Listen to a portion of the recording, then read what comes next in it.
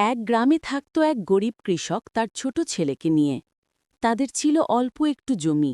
সেই জমিতেই ছিল তাদের জীবন আর স্বপ্ন। প্রতিদিন ভোরে সূর্যের আলো উঠতেই কৃষক তার ছেলেকে নিয়ে মাঠে যেত।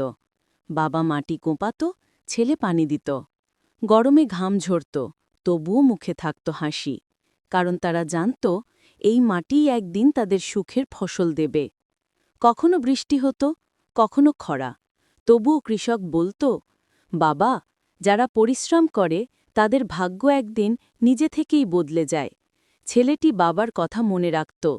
বছর ঘুরে যখন মাঠ ভরে উঠল সোনালি ধানেতে, তখন কৃষকের চোখে জ্বলে উঠল আনন্দের আলো।